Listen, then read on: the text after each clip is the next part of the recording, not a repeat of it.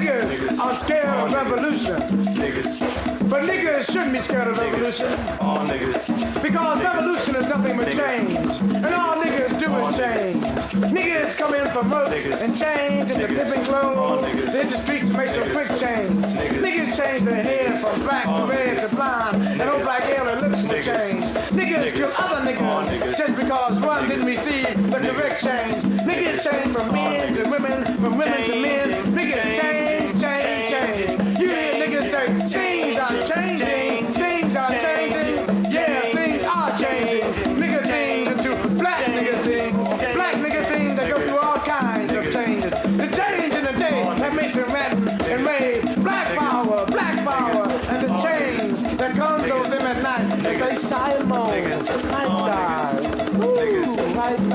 niggas always going through bullshit change. But when it comes for real change, niggas are scared of revolution. Niggas are actors. Niggas act like they're in a hurry to get the first act of the great white host. Niggas try to act like Malcolm. Peace and blessings, family, friends, and foes. This is your brother and friend, your servant, Brother Gamariyahu. And hey, some people were, I'm pretty sure that there were some people who was hoping that we wouldn't be doing what we're doing right now, which is providing for you words of truth, because I'm reminded of the fact, and we're going to jump around today. We're going to mix it up. But I'm laughing because, you know, it was some people that was hoping that when they saw me partying with the class of 1985 for their 40th year, you know, graduation reunion, they was like, he ain't gonna make it. He ain't gonna make it. Look, and if you had seen me last night, you know, you'd have been like, get up, champ. Get up, champ. Because after the reunion, you know, you don't want to leave. You don't want to leave. So we hanging around, and it's old people. It's old people late. It ain't late yet, but it's old people late, right? So you see everybody. It's like 12 o'clock, and they yawning, they eyes red. You like, oh man, you know, this is not going to end well for, right? So I still got me a little energy. Plus, it's cold as the dickens outside, right? Talking about last night. Okay, so I break off. I go to a diner out in Delaware because I want to have. Well, there wasn't a whole lot that I could eat being vegan at the reunion. So I went over there, had something to eat, and I make my way home. I don't remember much after that, but I do remember waking up in my driveway. I don't remember dozing. I don't really remember. I vaguely remember driving and pulling into the driveway.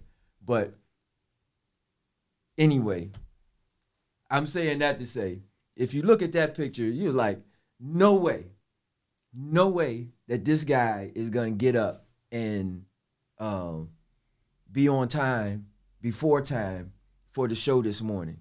But the significance of what we're doing is so significant that, okay, when you hear that bell, folks, you got to tell you about the bell.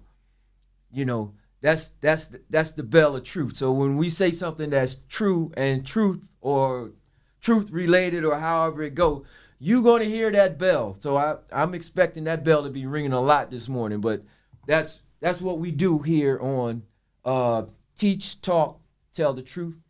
I'm your host, Ahk Gamariyahu, and I am fortunate and blessed to be in the studio with the founder, the engineer, the what is it called when you work the boards that's the engineer, right.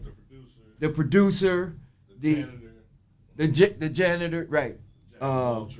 Brother Pierre.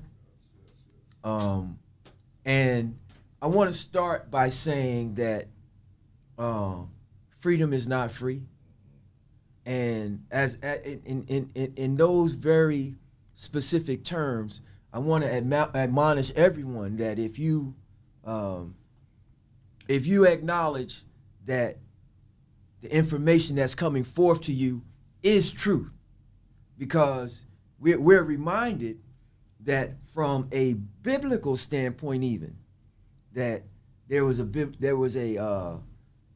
stanza that says that ye shall know the truth, and the truth shall make you free.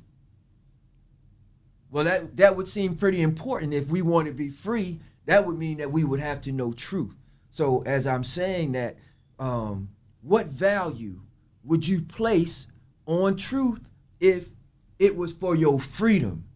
But don't think of freedom in the sense of, we want to be free in the ethereal, mystical truth, whatever. No. I'm saying put your black behind on a plantation, straight up behind enemy lines, talking about freedom, okay?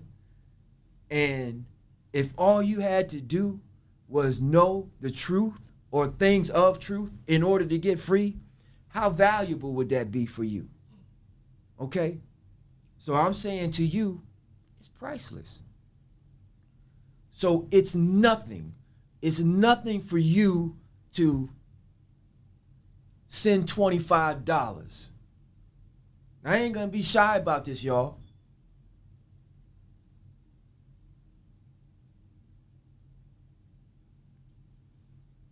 No man can serve two masters.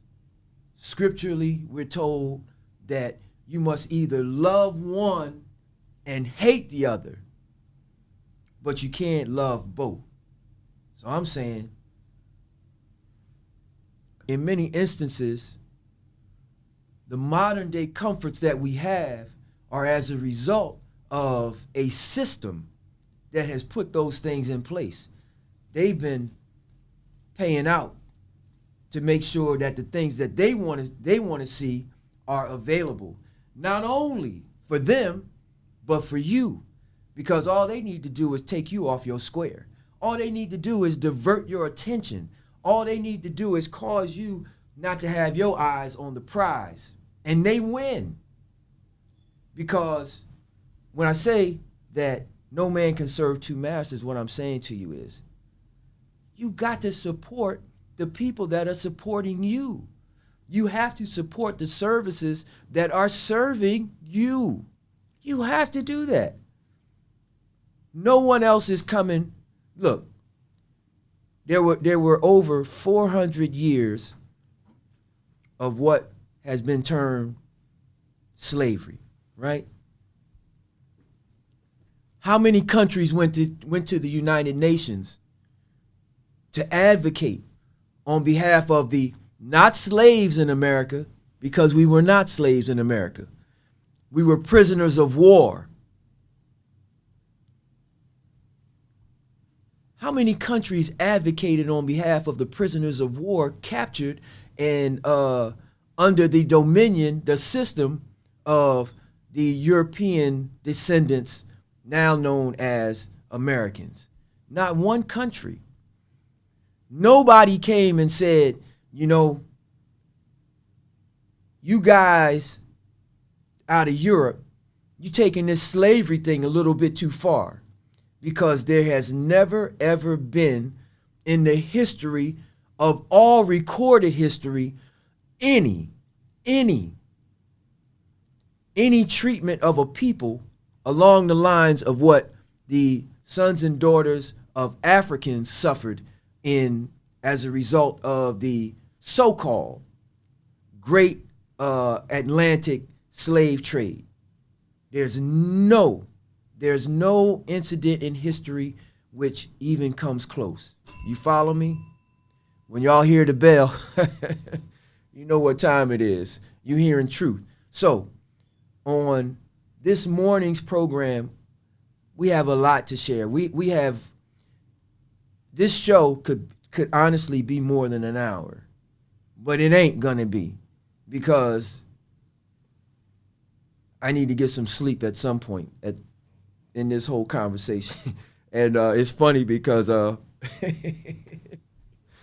you know, you get charged up for a minute, and then I'm calling Pierre. Pierre, wake up, wake up, wake up.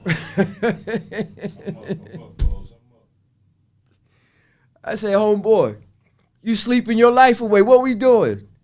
Not telling him what he now knows is that, like, just a few minutes earlier, I was sleeping in the driveway. But when we talk about someone like the Honorable, incomparable El-Hajj Malik El-Shabazz, when we talk about somebody like that, and when he says something to you like, by any means necessary, what does by any means necessary mean? What are we talking about? By any means necessary? That means guard your grill. Whoever you are, guard your grill. Because it's about to happen. So I'm telling you, guard your grill, because it's about to happen in here. I know what I'm talking about. I'm not guessing. Why should you listen to Ahk Gamariyahu? Okay. Why should you tune into the show? The reality of the fact, and this is not to be boisterous, this is not to be immodest, this is not to be arrogant, this is not to be any of that, okay? My life has been my people. I grew up under OIC in Chester, right? I grew up, I remember Thomas M. Thomas going, Thomas M. Thomas, you know, under Reverend Johnny Monroe. I went to my first Kwanzaa celebration there. I remember one of my neighbors who became my a mentor, a spiritual, you know, father to me. My neighbor became my adopted uncle, William Kershaw Saunders, who was the head of OIC. I remember learning about how they shut down that whole auto mall out there in Springfield because the auto dealers in Springfield were doing what they're most likely doing now. I just haven't done the research, redlining people in the Chester community. They didn't sit for it. They didn't stand for it. They fought back. I'm telling you how I grew up in Chester. I remember the Project House, right? Project House was off of Lamoken Village, right? The project there. They had Bill Dandridge, who was a world-class artist, coming in there teaching people how to paint. They had clothes, food that anybody in the community could come and get. People needed help with their rent. People needed whatever. I'm talking to you today because ultimately we're going to talk about institutions, all right? But right now I'm speaking to you and I'm just sharing why you should listen to myself, okay? And I'm not saying that you should. But if you want to know those things that would put you in alignment with being able to empower your kin and your kind, I'm the kind of brother that you should listen to. Because my life has been on this journey, on this path of seeking to learn and understand more about us. And I had a beautiful adopted aunt by the name of Starrin Saunders, who anytime I asked her about something pertaining to our history, she gave me a book. And then we could talk. She was the one who took me to my first Kwanzaa celebration. But I'm saying, knowing about Harriet Tubman, Frederick Douglass, Martin Delany, Malcolm X, Huey Newton and the Panthers, the Honorable Marcus Mosiah Garvey, right? I'm just trying to give you a little background about who you're listening to today. But it didn't stop in the classroom. It didn't stop in the living room, right? I went out there to Lincoln University in Pennsylvania, the one in Pennsylvania. I knew more about history when I arrived on campus than I ever learned on campus. So, when I got done playing around at Lincoln University, honestly, because I wasn't focused on my studies, I didn't really understand the true value of the fact that the university that I was attending was also attended by the first president of Ghana when it declared independence, Osagyefo Kwame Nkrumah, or in Ghana, or that it was also attended by the first president of independence for the country of Nigeria, Nnamdi Azikiwe. His niece or granddaughter was attending the university while we were there. Nobody knew who she was. Why are you listening to this brother? Because when I was there on campus, I moved in between all of them worlds. So what happened was the international students didn't really mix with the students that grew up in the States like that. We ain't know each other. We didn't know each other. You can't love a stranger. I don't care who you are, what you do. Ring the bell, please. Can't love a stranger. Impossible to do. Impossible. So how could we as quote unquote African Americans, which is it's redundant. It's a contradiction in terms even, because all Americans, all Europeans, all Asians, all Australians, you name anything, all of them are African. So African American, what are we talking about? White people are African that have an identity crisis and reject who they reject their origins. I don't care what you say. I don't care what you do. You can't make it too far without your mother and your father. You don't exist without your mother and your father. But the whole idea revolves around deception, people. Deception, which we mentioned again last week, we're going to mention every week, every time we come here. Deception is to cause somebody to believe that that which is true and valid is actually false and invalid. Deception is therefore to cause someone to believe that which is false and invalid is true. It's false that white people, Europeans, are the creator, originator, original architect of anything. Take your science, take your architecture, take your politics. Greece and Rome is not the origin of any of these concepts that the modern Western world is established upon. Because Plato, Socrates, Hippocrates, right, the father of medicine, they studied Northeast Africa, which is where all civilization began. Africa.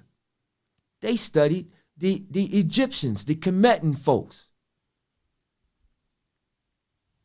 I read somewhere that the reason they were able to build them pyramids and all these structures that are thousands of years old, still standing today, and the modern wonders of the world, right? They tell me that their prayers was what they did daily. That's how they did these things. Their prayers wasn't something that they did isolated of their actual, that's just like in the Hebrew culture, y'all. In the Hebrew culture, your work or your service in the midst of the people is your worship. The word for work in Hebrew is Ayin Veit Dalet. Yokai, I see you on the line. If I'm saying any of this incorrect, my Hebrew right now, you tell me. Ayin Veit Dalet, Avudah. That 3-word shorish or root gives you work. But dig this. The Hebrew word for work is the same word as the Hebrew word for worship. Your worship is your work, what you do. So when it says, and I ain't here to preach to y'all, it says 6 days shall ye work. That ain't what it said. 6 days shall you worship. 6 days. Everything that we do is our worship. And on the 7th day, you rest. Somebody switched that around for y'all. But don't be surprised. They switched around a whole lot of things on y'all. Ringing the bell of truth for y'all this morning now. Don't be afraid now. I haven't even started with what I came here to talk about. Okay? You got to keep me on task. I refuse to go over time. Okay? They switched a lot of things on us. Like what, Gamariyahu? Okay. Just think about it. They changed times and laws. What do you mean they changed the times? Well, let's look at the calendar for a moment. The days of the week. Sunday, Monday, Tuesday, Wednesday, Thursday, Friday, Saturday, right? They tell us that the week begins on Monday. Monday, they changed the name from whatever. See, in Hebrew, the days are referred to by number. You have first day, second day, third day, fourth day, fifth day, sixth day, seventh day, right? They changed the days of the week to honor their pagan gods. Monday is the day of worship of the moon god. Tuesday is the worship of the Norse god. It's actually pronounced Tew, and that's a foreign Norse or northern god. Wednesday is the worship of the god Woden. Wednesday, Wednesday. Thursday, Thor's, the Norse god. Now, where did the Europeans come from? Out of the Norse or Northlands. Thursday, Thor's day. Friday, Frigg's day. Friggs, the goddess Friggs. Saturday, the worship of Saturn, the god Saturn.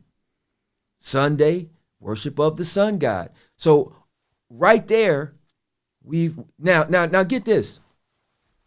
In them changing the times, let's look at that calendar again. You got January, February, Thursday, January, February, March, April, May, June, July, August, September, so on and so forth, right? Okay. Now, September is the 9th month, right? October is the 10th month, right? September, October, November, December, okay? Now, those words do not relate with the number of the month that it is. In other words, you've got October, that particular prefix of octo references the number 8. But October is the 10th month. What are we doing? Right? September, same thing. They've thrown off the whole calendar. Matter of fact, it's so thrown off that the beginning of the year, they tell us, begins in the dead of winter, which is untrue. If you check the Mayan calendar, if you check the Hebrew calendar, it's not the same as the European or the Gregorian calendar. You know when the year actually begins? In the spring. When, listen to it, just listen to it for a moment. New life, right? New energy coming forth. Does it seem like that should be the beginning of the year? Well, most of the other calendars that exist, that's when it actually is. Okay, I didn't come here to go all deep into that, but I'm talking about times and laws and how they have changed things just based on the fact of their establishing their dominion, European dominated dominion, okay? Because it would be very beneficial for us to understand that he who defines, he who maintains or seizes the power to define. The power to define is the greatest of all powers that exist.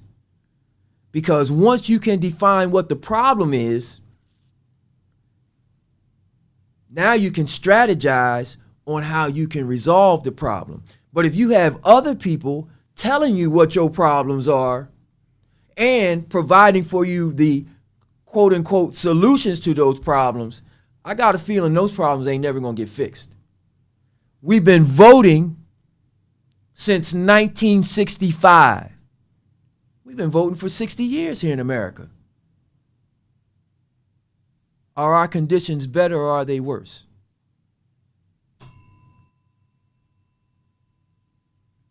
Now, I'm not saying don't vote.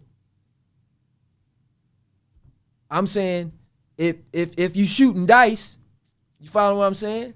All right. If it don't cost you nothing, I roll the dice, see what you get. I mean, because the reality, see, most people don't understand politics. The definition, this is what I'm saying to you. The power to define is the greatest of all powers, because once you can define reality, now you can go forth and you can create reality for yourself. That's what I'm saying to you.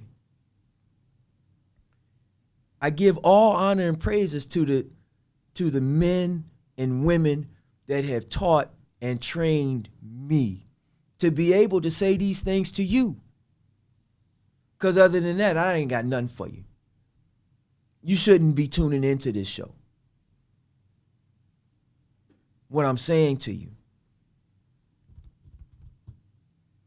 I'm jumping around. Okay? If our people are going to get free of this situation. Oh, I was talking about voting. My apologies. Politics defined is the process of determining who gets what, when, where, why, and how, by what means. Okay? So we should engage in politics, but we should not engage in politics as if that is going to resolve our condition. We have to do that for ourselves. That's why I'm celebrating the current climate of Somebody else is ringing the bell too? Oh. We got bells ringing all over the place now. So what I'm saying to you is this, is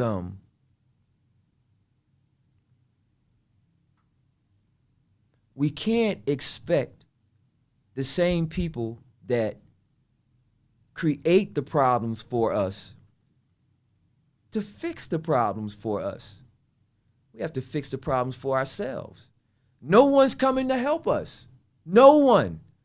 There is no group of people out there sitting around talking.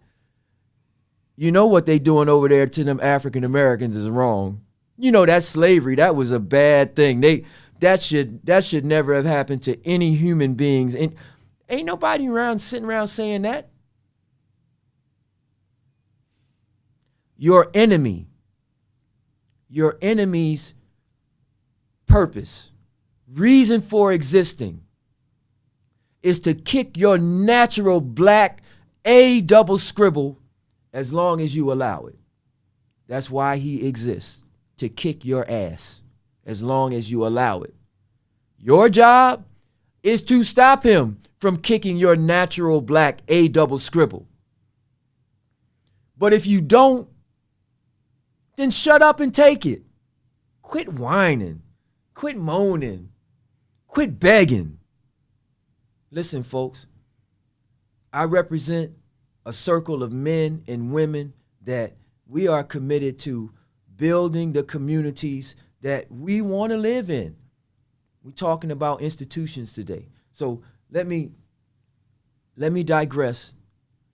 Let me go into some of the substance of what I want to talk about today. And hopefully I'll stream all of this together for us, and you'll be even more impressed with your host than you were impressed before you tuned in. Anyway, in this season, we've been talking about the initiative out of the Nation of Islam, where we're proclaiming that all black men, we have to be engaged and involved in helping to create, promote, or otherwise sustain safe and decent communities. Remember that. Repeat it and act. Sisters, if you know a brother, right? If you have a brother, if you've seen a brother, if you ever even heard of a brother, ask him, does he know about safe and decent communities? If he don't know, you tell him, get in touch with me, okay? Get in touch with Minister Keith Muhammad here in Chester, okay? Find out what's going on. Because on the 30th anniversary of the Million Man March, this is the idea that's going forth, which is that we're going to circle back and try to create, we're going to go, see, when strong men come into the area, everything changes. The atmosphere changes. The climate, the temperature change, everything, when you have strong black, a presence of strong black men in the midst, certain things that used to happen, that don't happen no more. Certain things that you thought you could get away with, you ain't even thinking about. Ain't nobody threatened you. Ain't nobody put a hand on you. Just strong, unified black men, responsible, clean-spirited, strong-minded, strong, good-hearted, okay? So on the 30th anniversary of the Million Man March, come with this safe and decent communities. This is what we should be talking about. But I want to remind us about the pledge, because today I want to talk to you about institutions, okay? I want to talk about institutions. The pledge, if you all remember from the Million Man March, was this. I'm going to read it.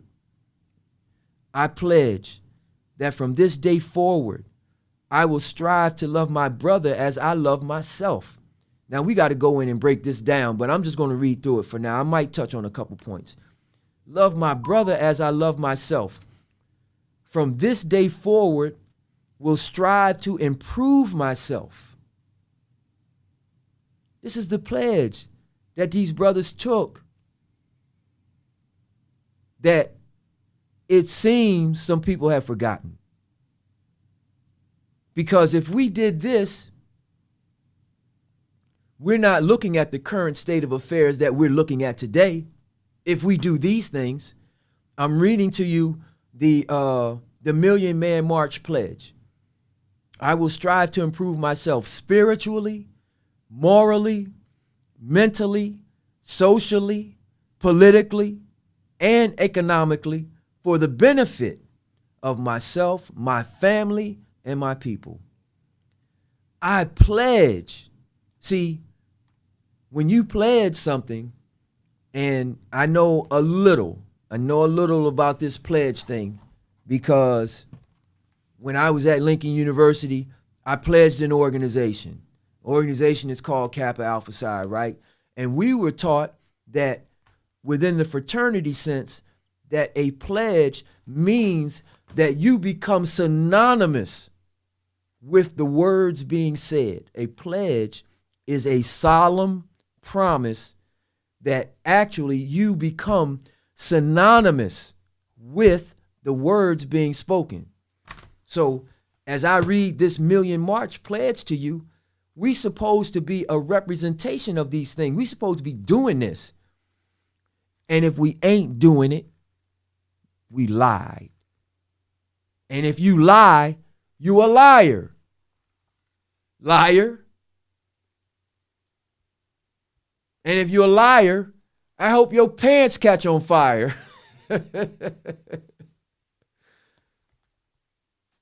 I pledge that I will strive to build businesses. We out here building businesses? This is what we pledged 30 years ago, y'all. That I will build houses. Are we out here building houses, y'all? That I will build hospitals,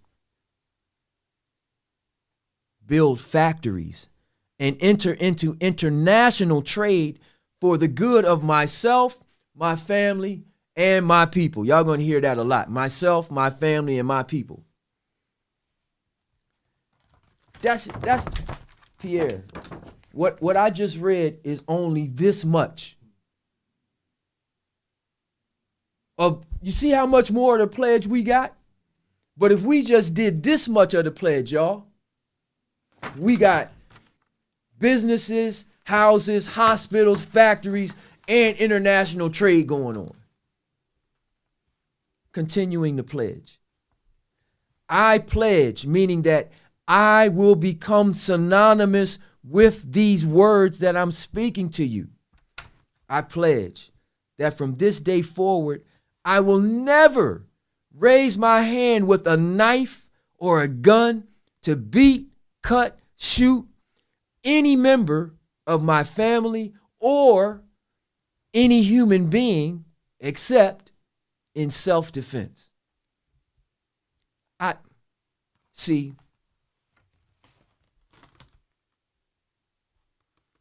have to speak on this for a moment because I'm going to digress and I'm going to come back right there.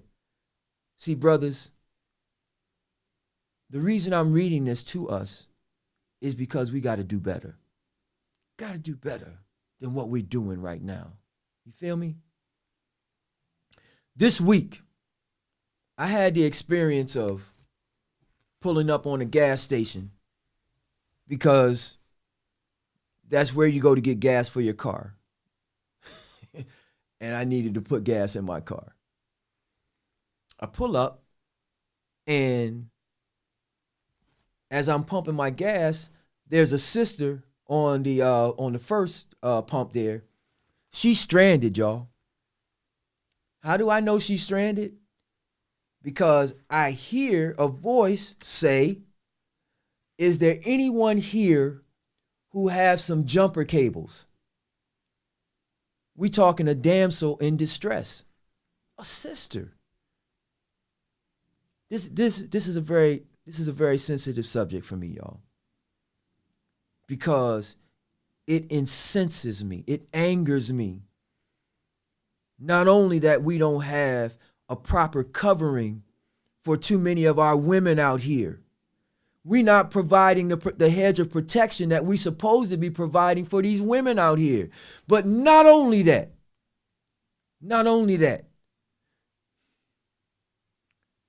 we are the ones abusing.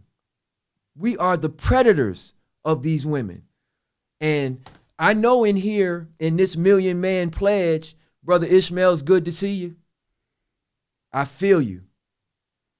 In this pledge, where it say we ain't supposed to raise our hand or whatever except in self-defense. Listen, homeboy. I said it last week, I say it again, every chance I get. If you out here beating on our sisters, our babies, our mothers, our so on and so forth, you my enemy. And the way it is with my enemy, look, it's on sight. It's on sight. So I'm at the gas station. The sister say, is there anyone here who has some jumper cables? I got you, sister. I'll be over there in a moment. Let me finish pumping my gas. I'll be right there, right? So I'm going somewhere with this because I'm talking about how we as brothers have to do better. It's a serious talk, all right? But we out there playing stupid games, winning stupid prizes. When you win stupid prizes, you're really losing, but you think that you're winning. That's the definition of deception, to cause you to think that you're winning when you're losing, because we got more money than we ever had. We got better cars than we ever had. We got satellites, microwaves, you name it. We 500 channel, 1,000 channel cable television, more channels than you could ever watch. And we got less time than we ever had. We got less love in the midst of us than we ever had. But let me talk to you about this gas station. Okay. I go over to, give the sister a jump. Okay. I see in her windshield that she's a Lyft driver, which means that she's probably also an Uber driver, because a lot of times you do both. Right, P? Hang in there, fella.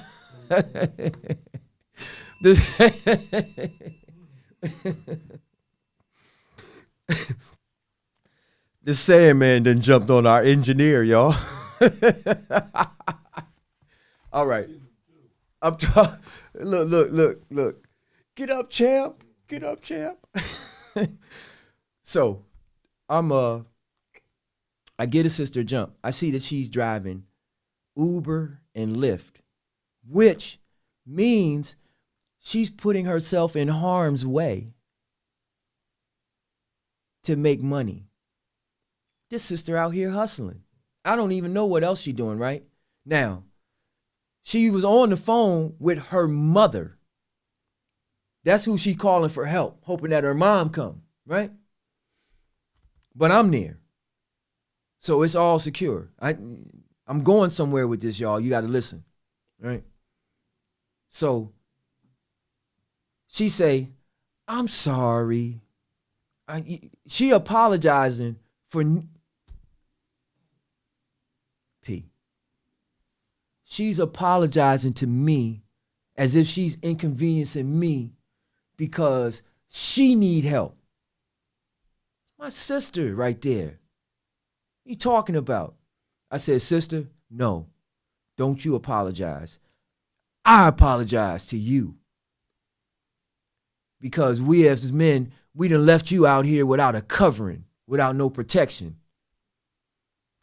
But that's why God sent me to get gas that morning at that gas station.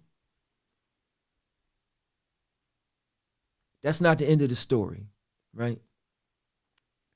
The sister said to me, when I said that, she said, yeah, my mom says that I'm like the man of the house.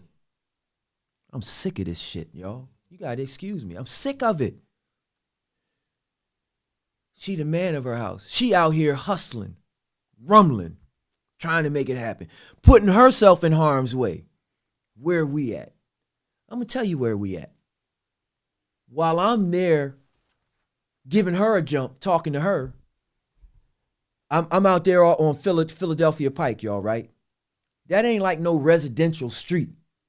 So brother come off of the sidewalk to post up at the front door of the gas station place, right? I peep him out the corner of my eye. I ain't feeding into that right now, He coming out there to beg. Y'all see where I'm going with this. I got this woman here. She's stuck. Because if I ain't got no jumper cables and don't nobody have no jumper cables, she's going nowhere fast, right? Not to mention she's in danger. Because it ain't safe out here like that, y'all. Somebody think they can take advantage of you, they gonna do it. I'm telling us as men and brothers, we got to man up. We got to step up. We are responsible for these women and these children, y'all. We are responsible for these young sons. I don't want to know your bank account. I'm not equating your success or lack thereof based on your possessions, your bank account, your things. The grade for us as black men is, what do our homes look like? What do our families look like? What do our communities look like?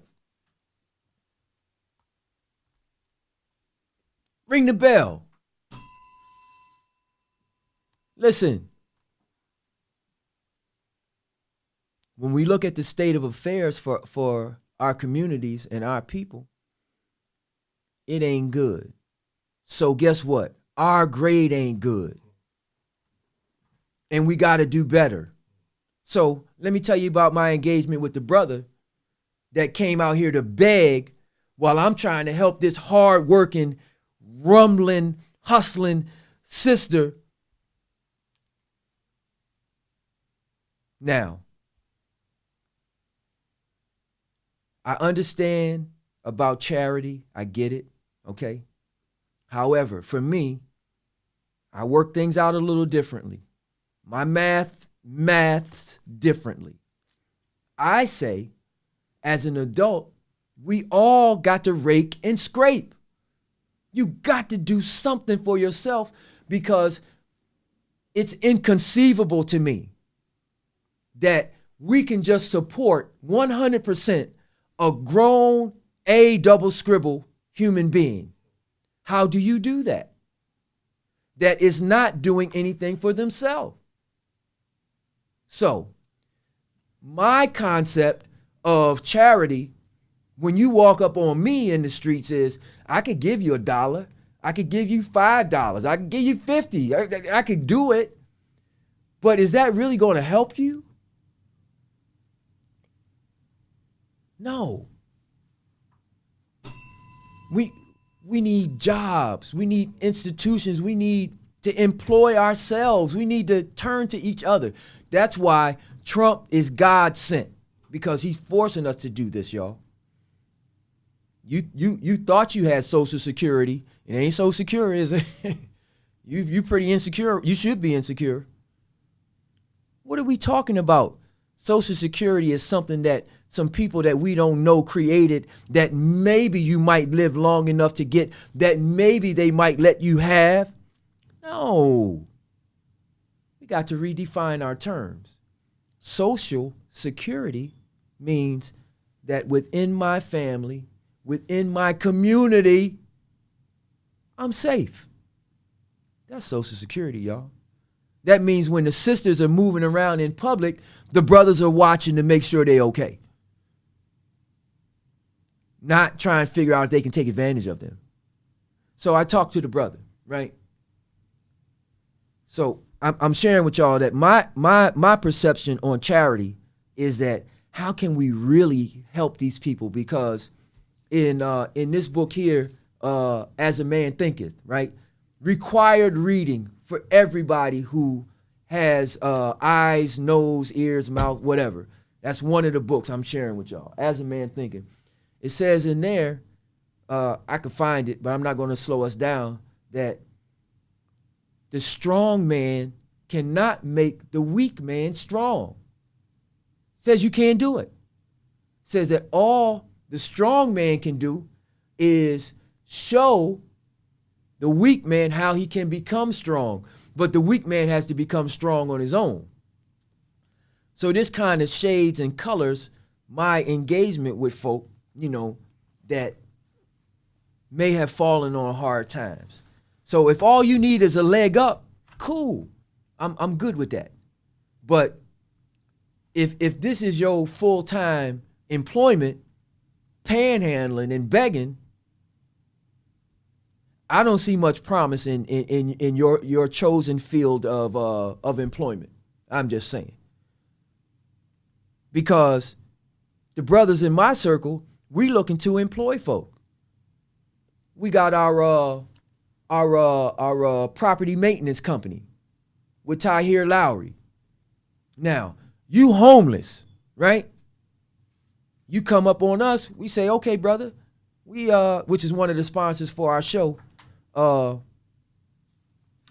right here, Total Home Transformation. Look it up, Total Home Transformation.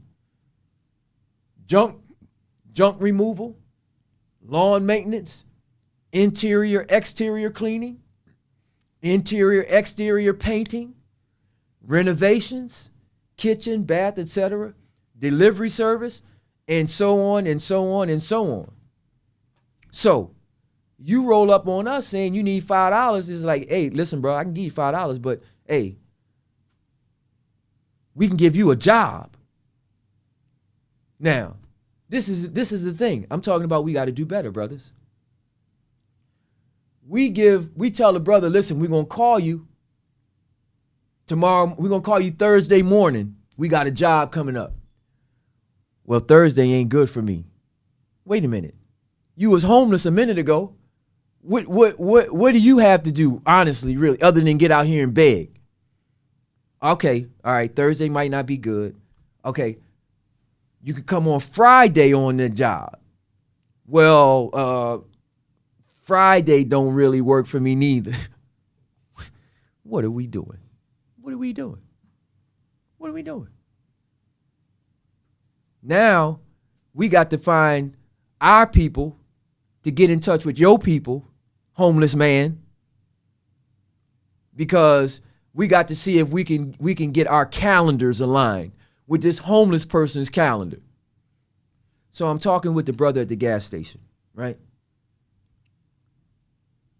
I say, listen, man, I'm going to tell you, I normally don't engage. I don't get all wrapped up in just giving out money on the street. I try not to carry money on the street, right? But I said, when I was in Chicago last week, I listened to Minister Farrakhan, and he put something on my heart. I said, okay, let me try to wrap my mind around it. So I said, you need to thank Minister Farrakhan for me talking to you like I'm talking to you right now, brother, because our conversation would have been different. Minister Farrakhan said in his address to the all men's meeting that we should have a greater level of care and concern for our brothers that have fallen on hard times. I said, okay, cool. I said, bro, what is it that you need this morning? He tells me he needs $1. $1.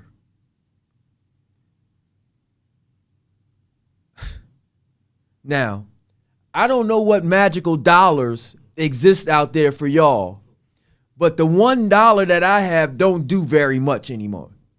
I say, well, brother, I give you this dollar. What are you going to do with it?